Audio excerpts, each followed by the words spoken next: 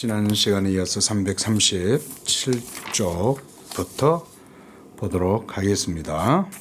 자, 문단 216번 337쪽입니다.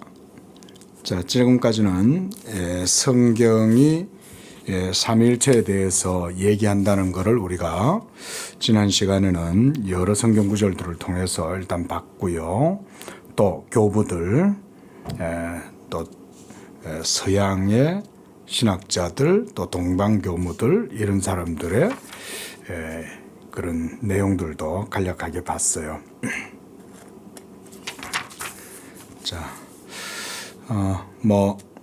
사족이지만은 삼위일체는 당연히 기독교에 있어서 전체 신학을 형성하는, 말하자면 뭐라 그럴까요? 원리라고 그래야 될까요?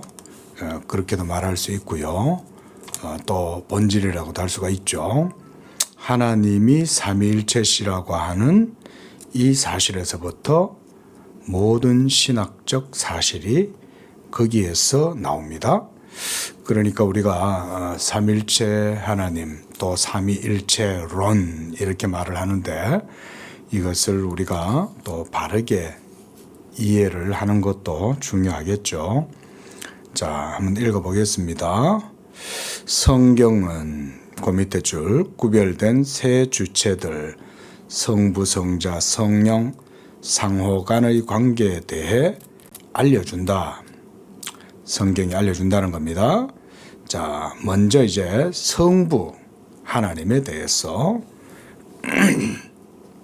보고자 합니다. 그래서 제일 먼저 성부 하나님의 이름을 이제 고려를 먼저 하는 거예요. 그래서 그 밑에 줄 보면 성부 하나님은 인간의 창조자로서의 하나님, 이걸 가리킨다. 또 그 밑에 줄 구약 성경에서는 성부 하나님의 이름은 우리가 기본적으로 여호와 이르면 그 속에 삼위일체 하나님이 다 있습니다. 구약시대 때는 삼위일체의 위격이 특별히 지정이 안 돼 있었지만 여호와라는 말 그 자체가 삼위일체 하나님을 말하는 거예요. 또 다른 의미들도 있긴 하지만, 그러니까 이렇게도 볼 수 있는 거예요. 성부 여호와, 성자 여호와, 성령 여호와 이렇게 볼 수 있어요. 그러면 세 여호와시냐? 그게 아니죠. 한 분 하나님, 여호와 하나님 이외에 없어요. 그런데 그 한 분 하나님 여호와의 본질, 실체가 삼위로서 이루어져 있다는 거죠. 그러니까 예수님도 여호와고 아버지도 여호와고 성령님도 여호와예요, 원래. 왜냐하면 본질에 있어서 영광과 권능과 지혜가 동등하시잖아요. 한 본질이시잖아요. 실체란 개념은 하나만 있다는 말이 아닙니다. 한 분, 그 속에 삼위가 있다, 이런 말이 실체라는 말이에요. 그렇게 이해를 하시면 됩니다. 자, 거기서 한 셋째 줄 내려와서 신약 성경에서는 하나님이 자기 자녀들의 아버지라는 윤리적 의미로 변한다 이랬는데, 또 그런 의미가 드러나는 거죠. 구약시대 때는 하나님이 이스라엘의 아버지가 아닙니까? 그래 따지면 이제 바빙크가 이런 삼위 하나님, 성부 하나님에 대한 의미를 이렇게 이제 표현하는 거고요. 바로 그 밑에 줄 보면 전적으로 독특한 형이상학적 의미에서는 하나님은 성자의 아버지시다. 아버지시니까 기본적으로 아버지면 당연히 자녀가 있겠죠. 그게 바로 독생하신 예수 그리스도시다. 그래서 아들에 대해서 하나님 아버지로 이렇게 이해가 되는 거죠. 그래서 그 셋째 줄 내려오면 예수님은 하나님을 자신의 친아버지다 이렇게 불렀다는 거예요. 그리고 성경은 아버지라는 이름이 1차적으로 이스라엘과 신자들의 연관된 하나님을 가리키는 것이 아니라 성자 하나님에 대한 성부의 관계, 이걸 지칭한다는 거예요. 그러니까 이런 거는 이제 우리가 본질적인, 우리가 신학으로 하면 존재론적인 관계죠.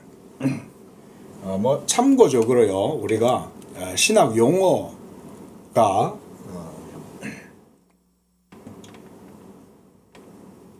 본체는 그러니까 삼위일체 하나님의 그 존재성을 우리가 말할 때 본체론적이다 이런 표현도 쓰고요.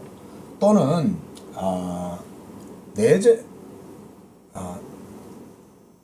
내재적이다 이런 표현도 써요. 그러니까 삼위 하나님 존재 안에 있는 삼위격 사이의 실체적 관계 이런 의미예요. 그래서 내재적 삼위일체론 이렇게도 말하고요. 그다음 주로 이제 요새는 주로 많이 쓰는 표현이 존재론적 이렇게 써요. 존재론적 삼위일체다. 이런 표현 씁니다. 우리나라 용어죠. 이렇게 뭐 임마넨스라든가 또는 뭐 substantial 또는 뭐 존재론적인 이런 의미로 이렇게 쓰는 겁니다.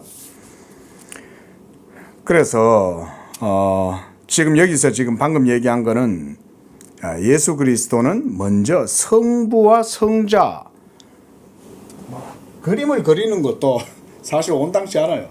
하나님을 우리가 무슨 말이든 무슨 용어든 무슨 이미지든 형상화할 수 없어요.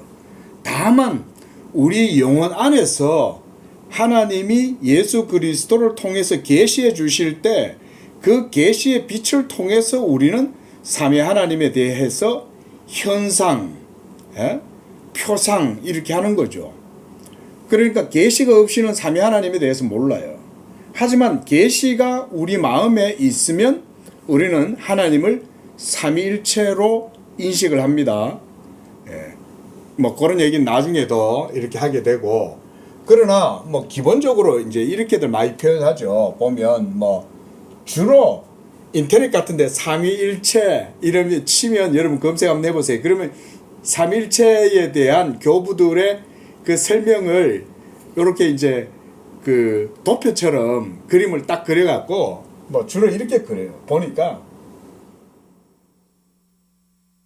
저는 별로 안 좋아합니다. 근데 이렇게 써요. 이런 거 혹시 인터넷에 보시면 많아요 이게. 그래서 여기는 성부, 여기는 성자, 여기는 성령, 뭐 이렇게 해가지고 또 서로 뭐 이렇게 관계를 또 이렇게 또 표현해요. 또 이렇게 표현해가지고 상호 내재적 관계다. 그러나 한 분이시다. 그러나 성부시고 성자시고 성령이 계신데, 여기서 성부는 성령이 아니고 또 성자는 성부가 아니고 또 성자는 성령이 아님, 뭐 이런 식으로 표현들 많이 해놨더라고요. 뭐 일단 설명을 하기 위해서 어느 정도는 뭐 우리야 이런 걸 사용을 해야 이해가 되니까 뭐 이런 정도. 뭐 인터넷에 보시면 많아요. 그러니까 그러나 동일 본질이시다. 한 분이시다.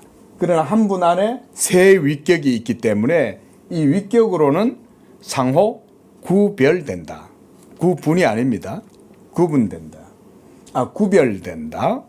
그래서 성부는 성령이 아니시고 성자는 성부가 아니시고 이런 식의 이미지들을 쓰더라고요. 뭐 이걸 그린다고 해서 이해가 될 수 있는 건 아니라 그랬죠. 그죠? 어떻게 이해가 돼야 돼요? 계시가 계시도 그때는 예수 그리스도의 계시입니다. 그냥 계시가 아니에요. 그러니까 신학적 의미로는 우리가 계시의 조명이다. 일루미네이션, 우리 안에 비추실 때 이 계시의 빛이죠. 빛, 그죠? 조명할 때는 빛이잖아요. 그럼 이 빛은 1차적으로 예수 그리스도의 빛입니다. 왜냐하면 예수 그리스도가 하나님의 말씀이시잖아요. 그러니까 말씀의 빛이에요. 이 말씀의 빛이 예수 그리스도의 인격에서 우리의 영혼에 비치는 거예요. 그러면 이 조명되면 우리의 내적 내면에 이 예수 그리스도의 인격의 빛이 비치면 그걸 우리가 계시의 조명, 계시의 빛이라고 그래요. 그렇게 될 때 거기에서 삼일체에 대해서 온전히 안다 이거예요. 이 빛이 없이는 삼일체에 대해서 몰라요. 이게 굉장히 중요한 거죠. 아주 중요한 거죠. 삼일체를 이해함에 있어서. 그래서 신학이라고 하는 거는 인간이 만들어내거나 인간이 해석하거나 이런 게 아니에요. 이걸 잘 아셔야 돼요. 인간이 만들어내고 해석하는 게 아니라, 그리고 교회가 한테 모여가지고 서로 이렇게 의견을 조율해가지고 하나님은 이런 분이라고 하자, 이렇게 해서 삼위일체론이 나오는 게 아니에요. 그러면 우리가 진정 살아계신 참 하나님의 존재에 대해서 우리가 어떻게 알겠어요, 우리가? 바로 하나님이 그리스도 예수의 위격이라 합시다. 인격이라고도 합니다.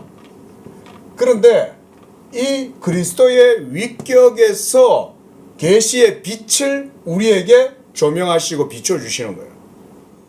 그때 이 빛이 우리 안에 비추어지면 우리는 인식하게 되겠죠. 그렇죠? 그때부터, 왜냐하면 우리가 여기 실내에 불이 없어요. 그러면 캄캄하다 칩시다. 그럼 우리가 아무것도 인식 못해요. 그죠? 근데 불이 탁 켜졌어요. 불이 탁 켜지니까 모든 사물이 인식되기 시작해요. 그거는 내 눈이 있어서 보는 게 아니죠. 엄밀히 말하면 빛이 있어서 보는 거죠. 다만 우리 눈은 도구일 뿐이에요. 빛을 받아들이고 사물에서 비치는 빛을 우리가 인식하는 거지, 원래 이 빛이 없으면 우리는 아무것도 몰라요. 영혼도 마찬가지예요. 영혼도 영적으로 하나님의 말씀의 빛이 우리에게 비칠 때 우리가 인식하게 되고, 이 인식 속에서 하나님을 삼위일체로 인식하게 되는 거예요. 그래서 그 말씀을 보니까 그 안에 성부, 성자, 성령이 존재론적으로 삼위를 이루고 계시고, 그 삼위가 한 본질, 실체로 계시더라. 이거예요. 이렇게 정리가 되는 거예요. 그런데 이것도 우리의 인식이 너무 문제가 많이 생기고, 이게 있어도, 그죠? 정통 삼위일체 교리가 있어도 어때요? 좀 이따 보지만 뭐 아리우스라고 하는 그런 이단들도 있고, 뭐 사벨리우스라는 이단도 있고, 뭐 유티케스라는 이단도 있고, 각가지 이단들이 많이 일어나잖아요. 그래서 하나님이 이 인식을 온전하게 유지하고 보정시켜주고 할 수 있도록 하기 위해서 하나님이 이 계시의 빛을 어디다 담아 두셨어요? 성경에다가 담아 놓으신 거예요. 그래서 기록된 말씀, 성경이 바로 하나님의 계시의 말씀으로서 우리가 성경을 읽을 때 거기에 예수 그리스도의 빛을 보게 되고, 그 성경의 빛 속에서 이 인식이 온전하게 되고, 그래서 우리가 하나님 아버지, 우리의 주 예수 그리스도, 우리 안에 거하시는 성령이라고 고백할 수 있게 되는 거예요. 네? 사람이 만들어내는 게 아니에요. 하나님이 진리의 빛 그 자체를 우리 안에 비추어 주셔서 이게 가능해지는 거예요. 그래서 여러분들이 목사님들이 성경을 여러분들에게 많이 읽으세요, 성경을 많이 묵상하세요, 이렇게 얘기할 때는 기본적으로 이 얘기예요. 성경 속에는 하나님, 유일하신 참 하나님, 생명이신 하나님, 우리에게 구원을 베푸시고 구원을 주시는 하나님, 그 하나님이 이런 분이라는 걸 성경이 보여줍니다. 그래서 여러분이 성경을 읽으시면 그 하나님을 그 속에서 인식하게 되고, 그래서 여러분들의 믿음이 자라납니다. 그러니 성경 읽으세요, 그 얘기죠.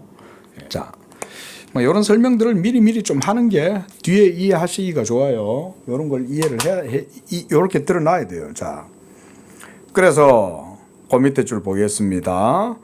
자, 하나님은 참되고 본래적인 의미에서 성자의 아버지시고 성자를 사랑하신다. 여기서 참되고 본래적인 의미란 말은 존재론적으로 이런 의미로 생각을 하시면 되겠어요. 그러니까 세계가 없어도 하나님은 원래 성부, 성자, 성령이셨던 거예요.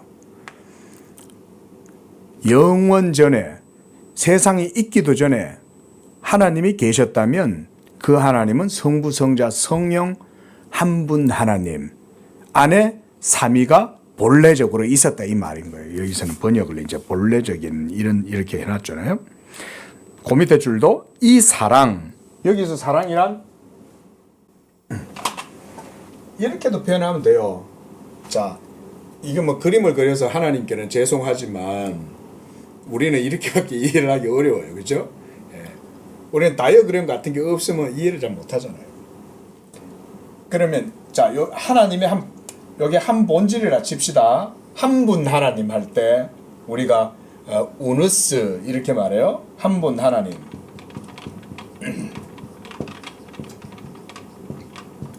자, 한 분 하나님이면 한 분 하나님은 성경은 어떤 하나님이라 그래요? 하나님은 요한일서에 보면 하나님은 어떤 하나님이시라? 사랑이시라 그러잖아요. 이때 그 표현은 아주 신학적인 표현이에요. 당연히 사랑이라는 것은 매우 인격적이고 감정적인 표현이기도 하지만 성경에서 말하는 하나님은 사랑이시다고 얘기할 땐 그 정도 의미가 아닙니다. 그때 하나님은 사랑이시다고 얘기하는 건 하나님의 존재 그 자체가 삼위가 전체가 다 사랑의 의미 가운데에서 파악된다 이런 말인 거예요. 그래서 성부 하나님과 성자 하나님, 성령 하나님과 성자 하나님, 또한 성부 하나님과 성령 하나님 이 삼위의 관계는 말 그대로 사랑 그 자체라고 할 수 있어요. 사랑. 그러니까 우리가 일반적으로 인간적으로 생각하는 사랑의 개념과는 많이 다르죠.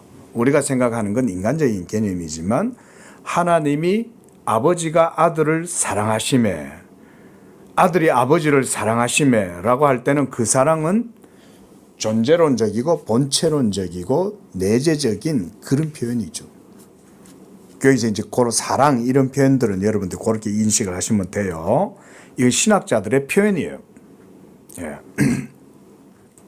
그래서 그 밑에 줄도 보세요. 성자에 대한 성부의 이런 관계는 시간 안에서 발생한 것이 아니라 영원부터 있었다. 영원부터 있었으니까 하나님 그분 자신 안에서만 있었다는 거예요.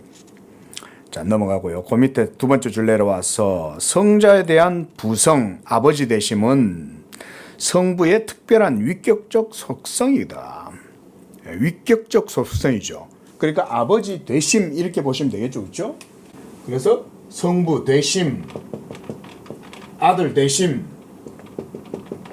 성령 되심 이렇게 이해할 때 이 전부 다 위격의 표현이죠.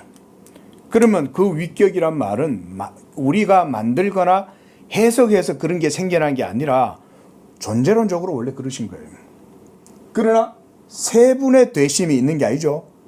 이 되신다 할 때는 성령이 아니시니까 성부가 되시는 거예요.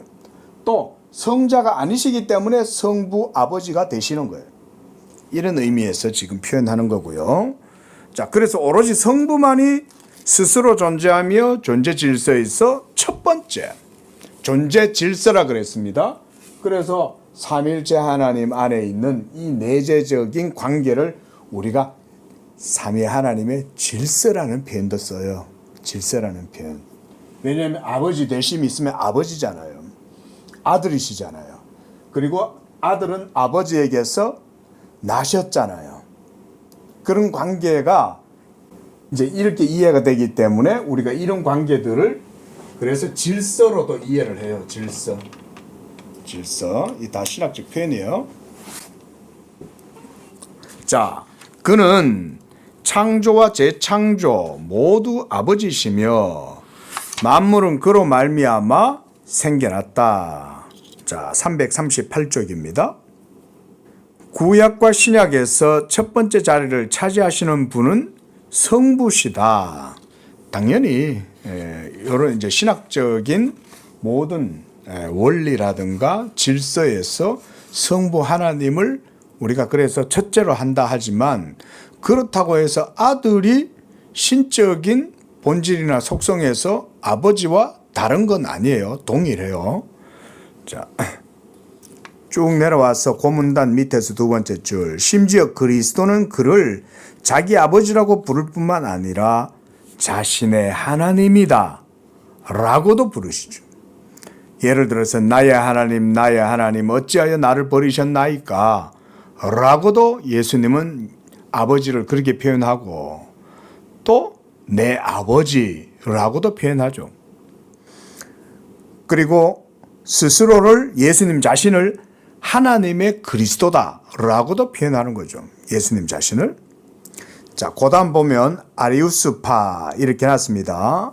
초기와 후기의 아리우스파는 이제 삼일체에 대해서 오류를 가졌어요. 그래서 성부만이 하나님이고 그러면 성부만이 하나님이면 그러면 성자와 성령은 어떻다는 거예요?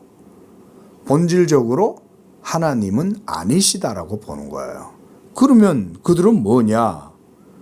그래서 바로 밑에 줄 해놨죠. 성자와 성령은 하나님과 연관을 갖기는 해도 신적 존재는 아니다라고 본 거예요.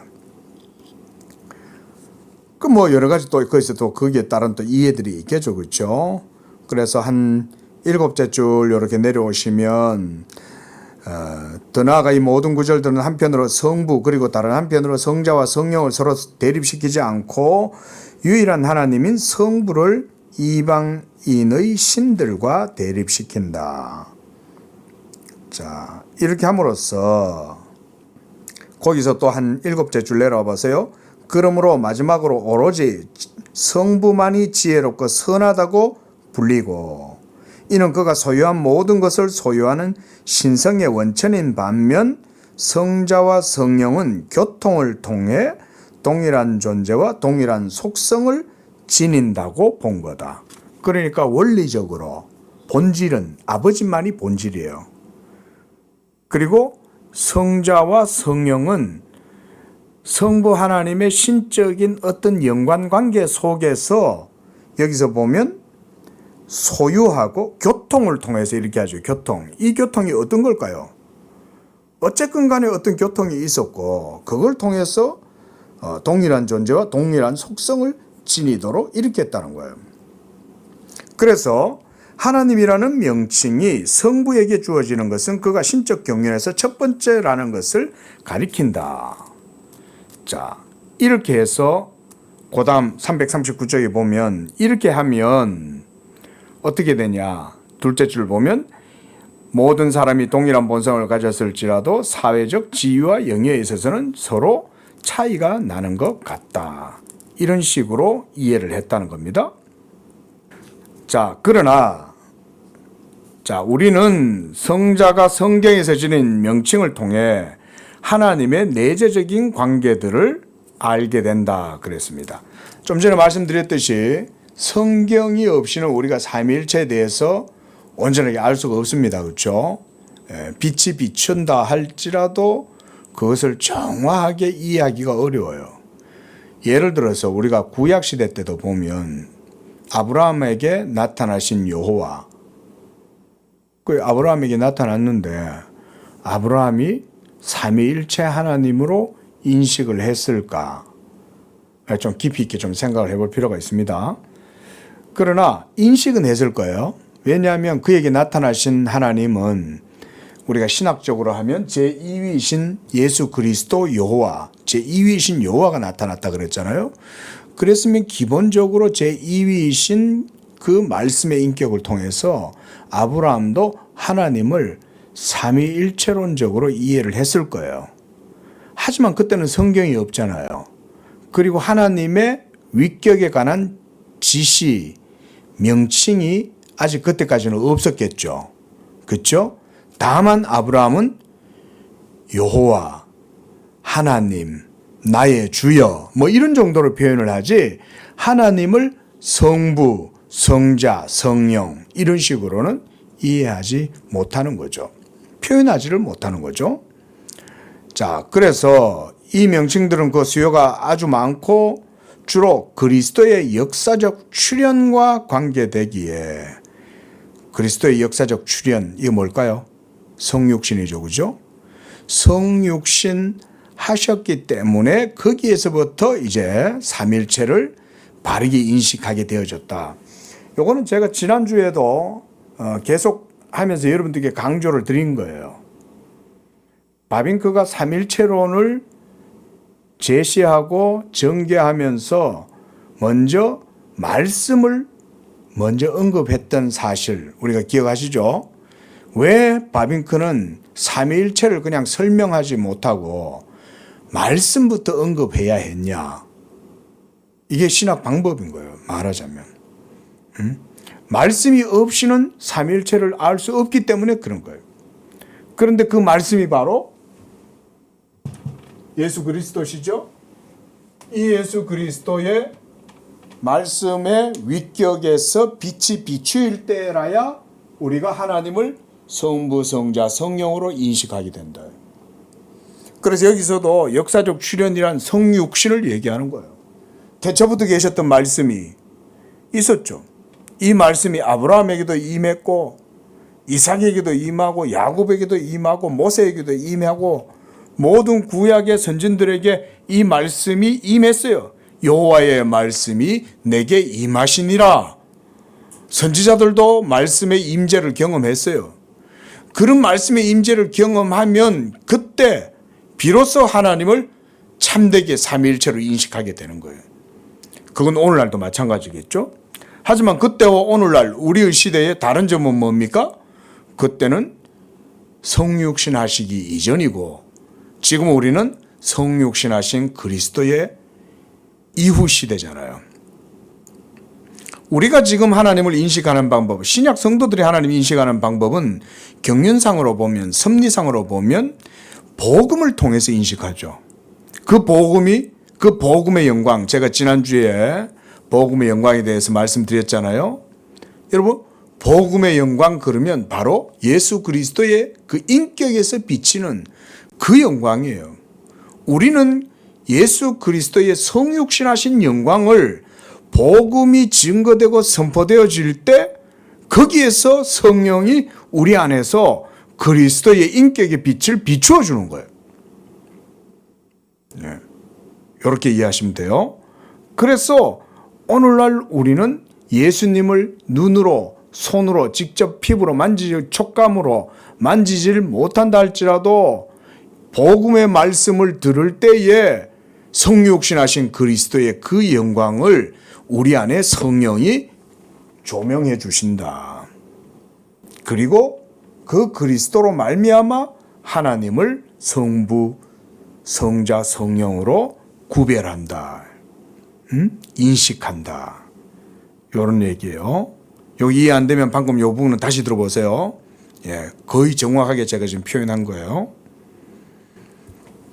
그러니까 성육신이 없으면 안 돼요. 그리고 그 밑에도 바로 밑에 줄 보세요.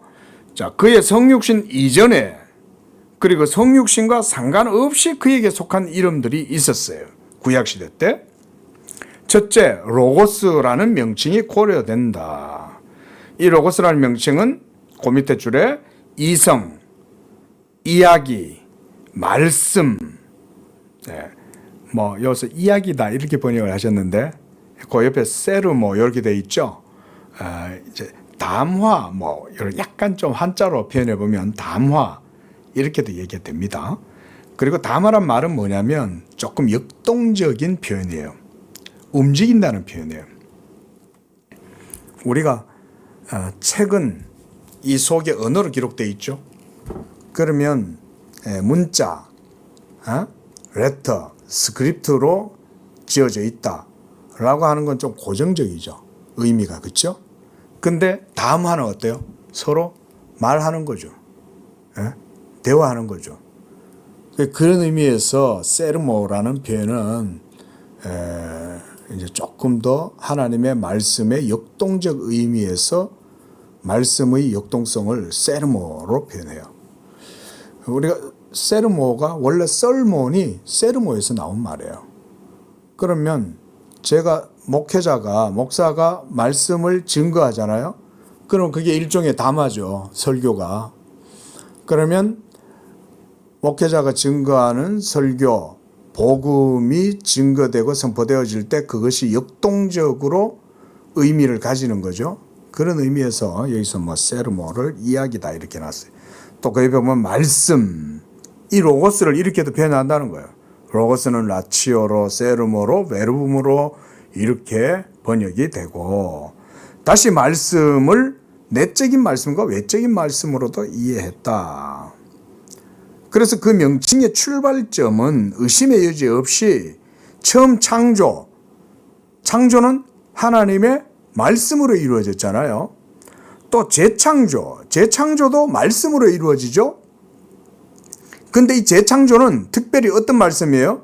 성육신하신 예수 그리스도의 말씀이에요. 이 그리스도의 성육신을 통해서 그 말씀이 재창조의 원리가 되는 거예요. 그렇게 해서 만물을 새롭게 한다. 그 밑에 보면 하나님은 말씀을 통해 만물을 창조하고 보존하고 다스리며 또 이거는 이제 재창조입니다. 말씀을 통해 세상을 새롭게 창조한다. 요게 이제 그러니까 처음 창조, 지금 우리가 보고 있는 이 모든 세계는 처음 창조에 속하는 거죠. 그렇죠? 지금 우리가 보고 만지고 살아가고 있는 이 모든 우주 만물은 처음 창조에 속해요. 그러나 그것도 하나님 말씀으로 지어졌어요. 그러나 이제 아담이 타락하고 난 이후에 이 모든 세계 가운데 사망이 깃들고 하나님의 저주가 깃들고 땅은 하나님의 저주를 받아가지고 엉겅퀴와 가시와 온갖 모든 악한 것들이 그 속에서 나오고 이렇게 되죠. 그런데 하나님이 이제 만물을 새롭게 하실 때가 되면 그 새롭게 하시는 역사는 다시 만물을 새롭게 할 때 예수 그리스도의 성육신하신 그의 인격과 그 말씀으로 하시는 거예요. 이건 우리가 이해를 하기 어렵죠. 새하늘과 새 땅, 새 창조, 보라 내가 만물을 새롭게 하노라 라고 얘기했을 때 그것은 여전히 동일한 말씀일지라도 예수 그리스도의 성육신과 관계가 있어요. 그게 그리스도의 몸이죠. 우리가 이 몸을 요한계시록에서는 성전이라고 그러잖아요. 그렇죠? 그래서 내가 새하늘과 새 예루살렘 성이 하늘로부터 내려오는 것을 보는데 그 안에 성전이 있다. 근데 내가 보니 성전이 있긴 한데 성전이 어디 있는지 보이진 않더라. 왜 안 보였겠어요? 예수 그리스도의 몸이 성전인 거예요. 그러니까 그거는 무형적인 거예요. 그리고 하나님이 그 성전 안에 거하시는 거고 우리도 그 하나님의 성전이 되는 거잖아요. 우리가 그리스도의 몸에 접붙임 바되고 그리스도의 몸과 연합했을 때 우리가 하나님의 성전이죠. 그런 의미에서 참 성전은 보이지 않아요. 그 요한계시록에도 그런 얘기가 나오죠. 자, 그래서 복음 또한 하나님의 말씀이다 그러죠. 여기서. 이때 복음. 여러분 지금은 그래서 우리가 하나님의 말씀이 뭐냐 이러면 예수 그리스도의 복음이 하나님의 말씀이다 이렇게 말해야 돼요. 다 신학적 이해가 있어요. 그냥 성경이 툭툭 그냥 아무렇게 말하는 게 아니에요. 성경 속에 나오는 모든 다 사용되어지는 단어나 또는 어떤 한 구라든가 절이 표현될 때는 다 그 속에 신학적 이해가 전부 다 깔려 있어요. 성경을 쉽게 보면 안 돼요. 그래서 예수 그리스도 이 말씀이 곧 우리에게 전해주신 복음이다 이렇게 말하죠. 베드로 사도도. 그 밑에 줄 보세요. 자, 요한은 그리스도를 로고스라 칭하는데 하나님이 창조와 재창조에서 자신을 계시하는 것은 그 말씀 안에서 또 그 말씀을 통하여 계시한다. 자, 그것도 이거 아까 제가 말씀드린 것과 똑같죠?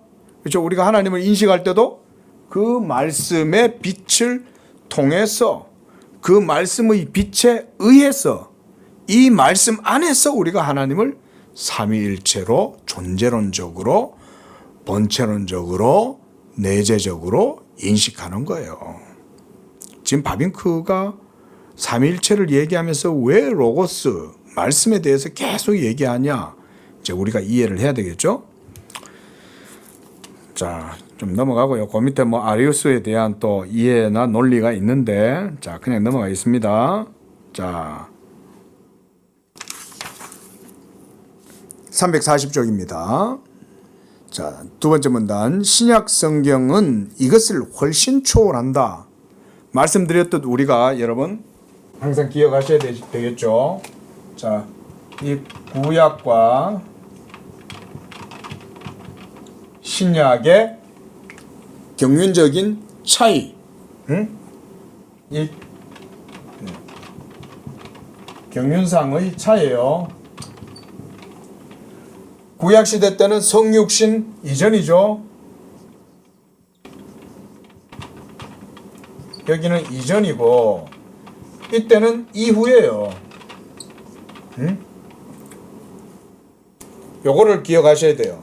그래서 성육신 이전인 구약 시대 때는 오실 메시아에 대한 약속이 율법 속에 들어 있었어요. 그래서 구약은 약속이라고 했어요. 그럼 신약은 뭐예요? 그 예수 그리스도가 이제 약속하신 예수 그리스도가 오셨죠. 그러니까 더 이상 약속이 아니에요. 신약은 이제 실체예요. 그림자가 아니죠. 그림자가 아니라 이제는 실체가 나타난 거예요. 그러니까 당연히 구약 시대 때 성육신 이전의 시대의 성도들의 믿음과 성육신 하신 이후의 신약 성도들의 믿음의 그 차이가 얼마나 크겠어요. 요거를 예수님이 그래서 그렇게 얘기하죠. 아브라함이 나의 때 볼 것을 미리 내다보고 장래에 그것이 일어나게 될 것을 알고 나의 때 볼 것을 사모했다 그랬어요. 그러니까 유대인들이 예수님한테 막 대들고 따지는 거죠. 네가 이제 나이가 아직도 얼마도 되지도 않는데 뭐 아브라함을 봤다고 그러냐 그러는 거죠. 또 천국에서 아주 작은 자라 할지라도 세례 요한보다 더 큰 자니라 또 이렇게 표현하죠. 그런 게 다 뭘 표현합니까? 성육신 이후에 복음을 통해서 하나님을 섬기게 되는 그런 신약 성도들의 신앙의 질적 차이를 얘기하는 거예요. 그게 복음과 율법의 차이인 거예요. 그만큼 큰 거예요. 그러니까 이 성육신은 우리가 말씀이 육신이 된 것을 보니 아버지의 독생자의 영광이고 은혜와 진리가 충만하더라. 그러면 율법에는 은혜와 진리가 없었어요? 율법에도 은혜와 진리가 있었죠. 그런데 율법이 보여주기에는 너무나도 한계가 많고 그걸로는 그림자밖에 안 되고 모형밖에 안 되지만 복음은 실체를 보여주는 거다. 그 얘기를 알죠. 그래서 우리가요, 여러분, 이게 보통 구약은 우리가 그래서 이 경륜상의 차이를 이렇게도 표현해요. 자, 의의 태양이신 그리스도. 그러면 그리스도는 태양이에요. 태양. 그러면 율법의 시대 때는 뭐였을까요? 율법의 시대의 광도, 그 밝기는 달이에요, 달. 하늘의 달과 낮의 태양의 광도의 차이가 율법과 복음만큼이나 크다고 해도 돼요. 그래서 선지자는 의의 태양이신 그리스도, 의의 태양이 떠오른다, 막 이런 표현 쓰잖아요. 그 의의 태양이 바로 예수 그리스도의 인격을 얘기하는 겁니다. 자, 이만큼 구약의 율법과 선지자는 큰 차이, 구약의 율법과 신약의 복음은 큰 차이를 가져요. 자, 그래서 요한은 그 말씀 안에서 그 말씀을 통해 자신을 계시했던 로고스가 인격이라고 말할 뿐 아니라 이 로고스가 태초에 있었다. 예? 이 요한복음 1장 1절이죠. 태초에 말씀이 계셨다. 이렇게 얘기하죠. 그래서 로고스가 된 게 아니에요. 또 창조 때 만들어지거나 세워진 것도 아니었어요. 그의 인격으로서 본성상 영원부터 존재론적으로 실체적으로 로고스였던 거예요. 자, 요런 내용. 그래서 고산 셋째 줄 내려오면 그의 영원한 사랑과 자기 교통의 대상이다. 사랑 아까 얘기했죠, 그렇죠? 영원, 그러니까 세상이 있기도 전에, 창조되기 이전에 오로지 영원하신 하나님 그분만 계셨던 거예요. 여러분 이런 얘기하면 여러분 이게 언뜻 이런 게 떠오릅니까? 쉽지 않죠, 그죠? 왠지 아세요? 우리가 상상하기 때문에 그런 거예요. 원래 우리는 없었던 때가 있어요, 없어요? 있었죠. 근데 여러분들이 지금까지 살아오시면서 여러분들이 없는 세상을 상상하셨습니까? 불가능하죠. 왠지 아세요? 여러분이 생각하잖아요. 여러분이 생각하시기 때문에 여러분이 없는 세상은 보통 상상이 잘 안 돼요. 그러니까 우리가 영원전이다, 창세전이다 이런 말을 해도 이 말이 우리가 근본적으로 잘 이해가 안 돼요. 우리는 지금 그걸 상상하겠다고 하고 태초전에, 영원전에, 창세전에 내가 없는 세상을 상상할 수 있습니까, 여러분? 본질적으로 못해요, 우리는. 왜냐하면 내가 생각하기 때문에. 맞죠? 내가 생각할 때 뭘 생각해요? 아, 영원전에 뭐가 있었을까? 그 생각을 내가 하고 있잖아요. 응? 그게 가능하냐 이거예요. 원론적으로 불가능해요, 우리는.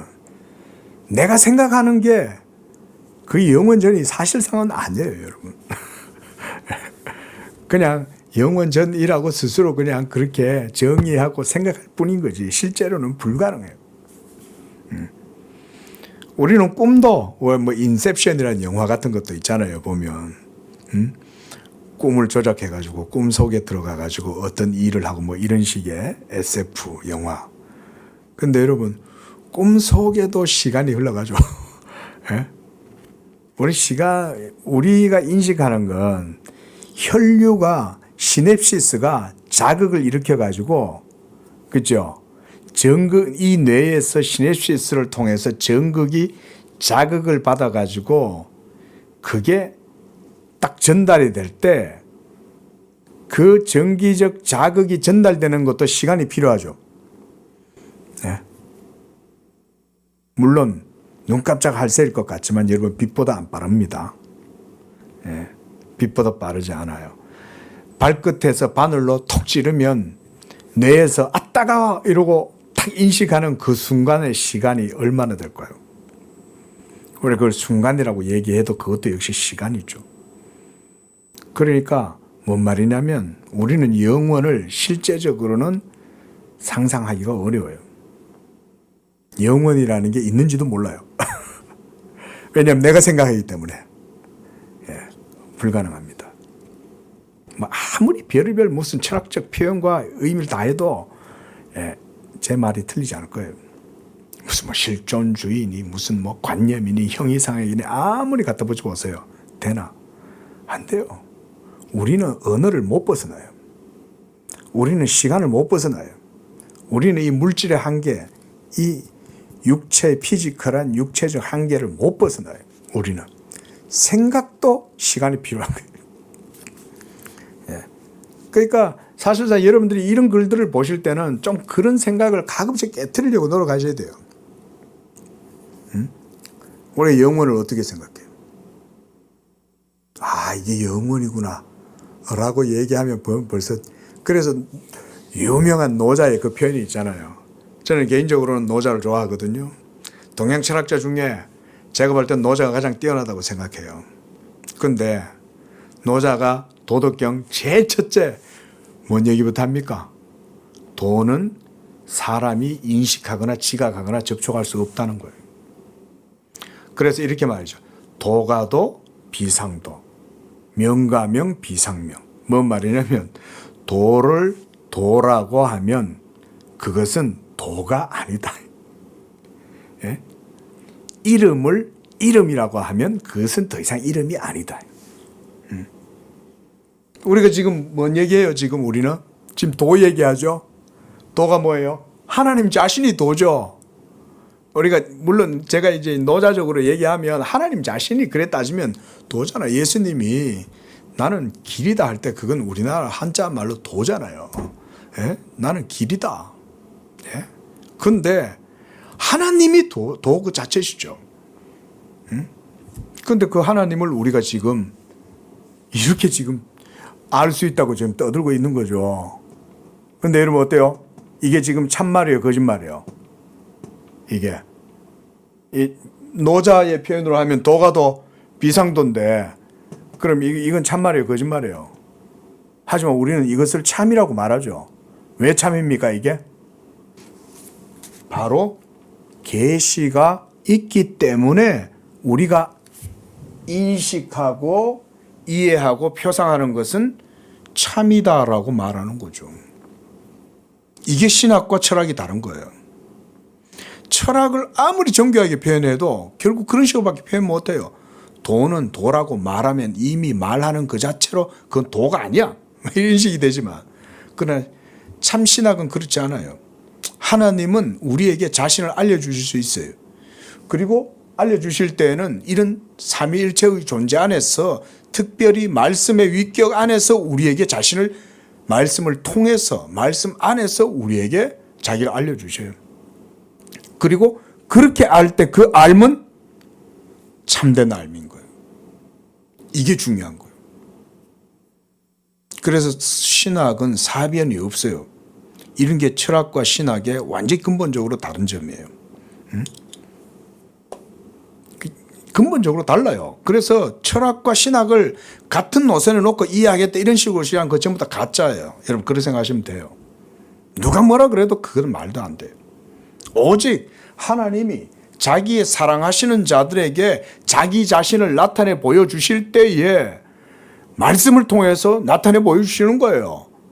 그 말씀을 통해서 하나님을 알았던 사람들이 노아요, 아브라함이요, 이삭이요, 야곱이요, 또 이스라엘의 백성들이요, 모세요, 예? 그 모든 구약의 선진들이 다 말씀을 통해서 하나님을 참되게 알았던 거예요. 그래서 우린 철학이 아니에요. 아무리 철학자가 뛰어나도 말씀은 자기 스스로 도달하지 못해요. 그냥 개념이지, 개념. 도를 도라고 하면 도가 아니다. 근데 그럼 노자가 도를 알았을까요? 아니에요. 추론한 거예요. 도를 알아서 도라고 얘기한 게 아니죠. 그냥 도라는 게 있어. 예? 여기도 공자님이나 맹자님이나 매나 예? 예, 유가도 마찬가지죠. 도를 얘기하잖아요. 근데 그들이 말하는 도라는 게 진짜 도를 말하는 거예요? 그건 아니죠. 성경적 표현에 의하면 그건 그냥 율법이고 양심 속에서 자각되는 그런 거죠. 근데 그게 뭔지는 모르죠, 사실. 도를 경험 안 해봤잖아요. 그냥 양심과 내면의 하나님의 형상을 따라서 추론하고 파악하고 이런 거지. 실제적 도는 아니죠. 그래서 사실은 철학은 어떻게 보면 참 신학하는 우리가 교회의 언어로, 신앙의 언어로, 성경의 언어로 이해하면 세상에서 소위 도다, 철학에서 도다 뭐 이렇게 얘기할 때 또는 뭐 우리가 헌법이라든가 세상의 법이 있잖아요. 그럼 그때 법이다라고 할 때 그런 법 또는 규칙 이런 것들은 전부 다 뭐냐 그러면 다 양심, 하나님의 형상에 드러나는 그런 인식되는 그런 것들 뭐 이런 걸 의미하는 거지 도가 아닌 거예요. 그 노자님이 가만히 생각해 보니까 그건 진짜 도가 아니거든. 그러니까 개념적으로 도가 있긴 있는 거는 같은데 그 도가 뭔지는 정확하게 모르지만 하지만 이게 개념을 추론해 보니까 도를 도라고 하면 그거는 도가 아니야. 이렇게 이제 말하는 것일 뿐이에요. 도를 알아서 그렇게 말한 게 아니에요. 자, 어쨌든 자, 조금만 더 보겠습니다. 그래서 자, 사랑 하나님 안에서 있는 교통의 대상이라고 그랬어요. 이게 이제 본체론적이고 존재론적이다 그랬습니다. 그래서 성부를 완전히 계시할 수 있어요. 자, 이런 표현이죠. 성부를 완전히 계시할 수 있다. 누가? 말씀이. 그렇죠? 그리고 그는 영원부터 성부의 신적 본성, 신적 생명, 신적 사랑에 참여했고 본성상 존재론적으로 위격적으로 실체적으로 로고스였다 이 말이죠. 하나님이 자신을 로고스에게 전달하고 따라서 로고스 역시 하나님을 우리에게 전달하실 수 있게 된 거예요. 자, 지금 이 얘기는 제가 좀 구체적으로 좀 설명할 수 있긴 해도 지금 여러분들에게 그걸 설명할 단계는 아니에요. 이건 나중에 가서 한번 제가 말씀 한번 드릴게요. 자, 어쨌든 중요한 건 참 하나님이 계실지라도 이 참 하나님을 우리가 인식하게 되는 건 우리 스스로 인식할 수 없다 그랬어요. 그렇죠? 말씀 그 자체가 우리 안에 빛으로 임하시고 그래서 그 빛을 통해서 우리 안에 비추시면 그때서야 우리가 하나님을 알게 돼요.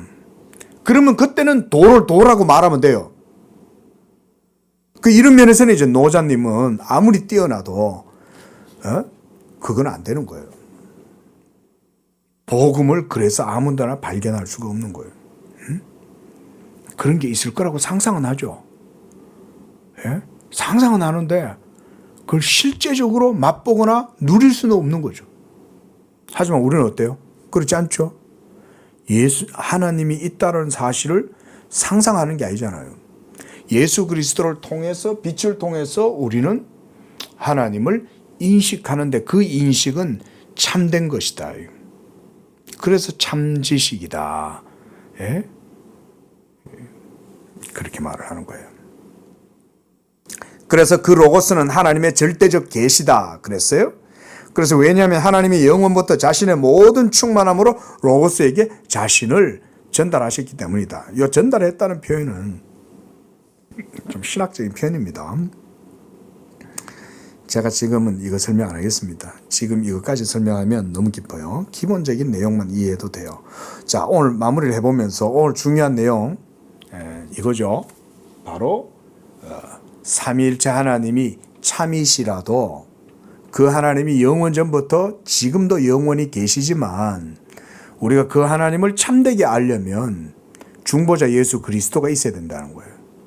그리스도의 말씀, 그의 위격을 통해서 위격 안에서 우리는 하나님을 인식할 수 있게 돼요. 빛이 비춰야. 자, 아까 제가 빛을 비유로 들었는데 우리가 흔히 사용하는 비유입니다. 그렇잖아요. 이거는 물리의 원리하고도 같죠. 물리적으로도 빛이 없으면 안 됩니다, 여러분. 조금 더 좀 다른 얘기 같아도요. 물리적인 모든 사실도 다 빛으로 이루어져 있습니다. 여러분 그거 아세요? 우리가 전자, 광자 뭐 이런 얘기 하잖아요. 예? 핵 속에 중성자, 양성자 얘네들이 전부 다 뭘로 움직이냐? 빛의 속성을 갖고 움직이는 거예요, 여러분. 그러니까 물리의 근본 단위도 빛이에요. 빛이 없이는 물리적인 모든 현상도 해석할 수도 없고 인식할 수가 없어요. 빛이 있으니까 물리적인 활동이 인식되는 거예요. 과학자들에게도 물어봐도 다 동의할 겁니다.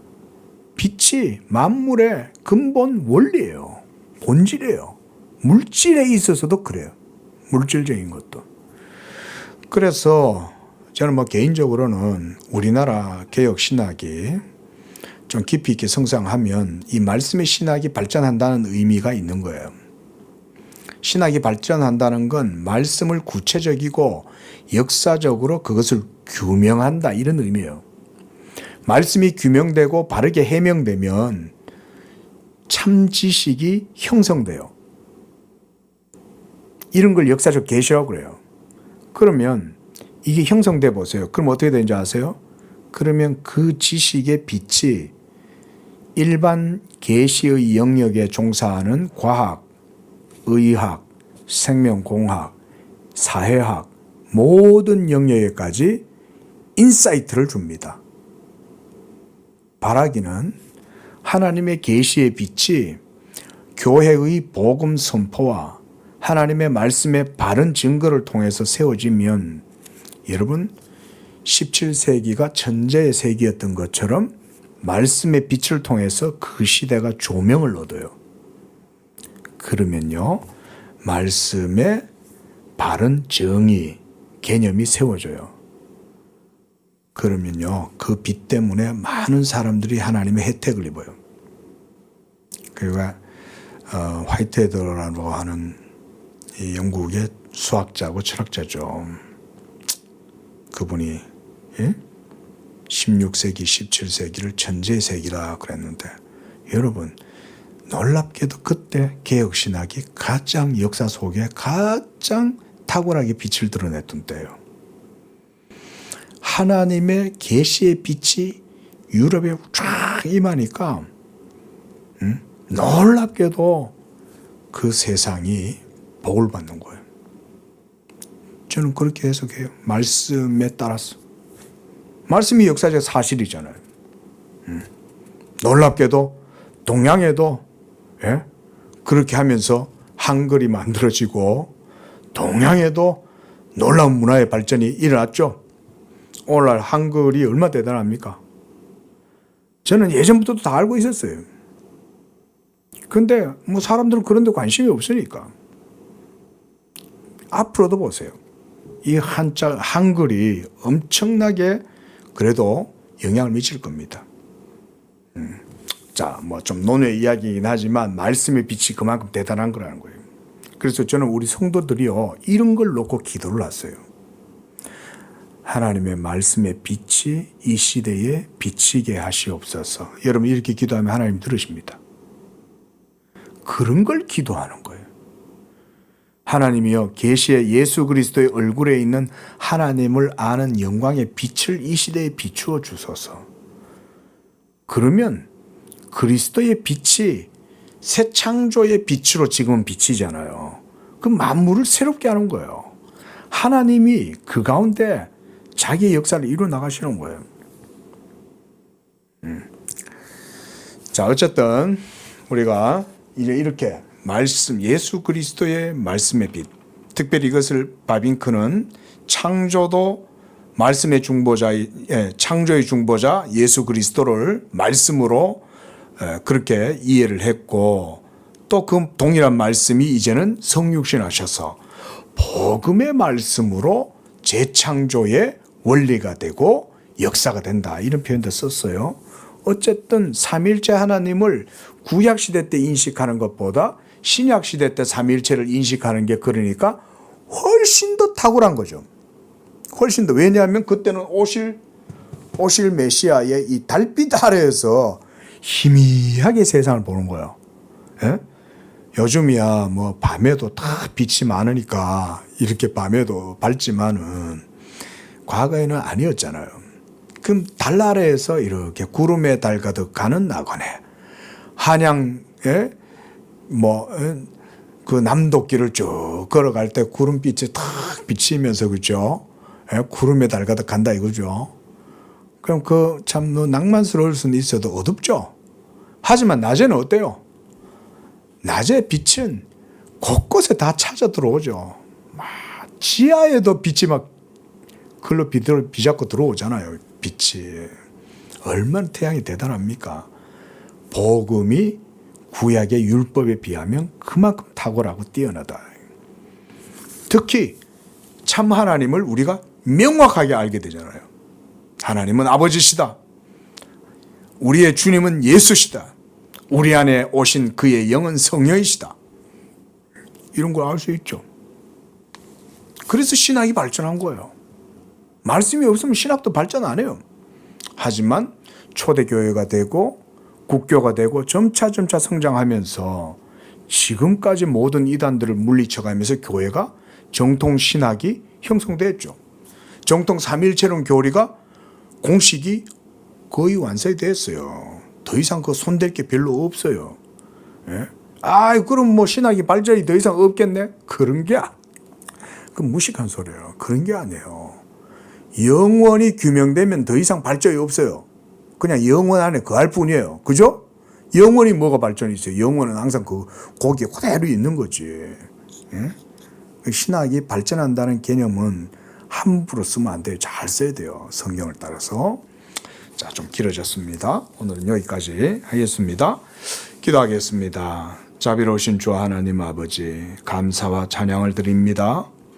하나님 없이 하나님의 생명에서 떠나 있었던 우리들에게 예수 그리스도를 통해서 우리에게 생명의 빛을 비추어 주시고 참 하나님을 알게 하시고 그로 말미암아 하나님의 생명을 누릴 수 있도록 은혜 주시니 감사합니다.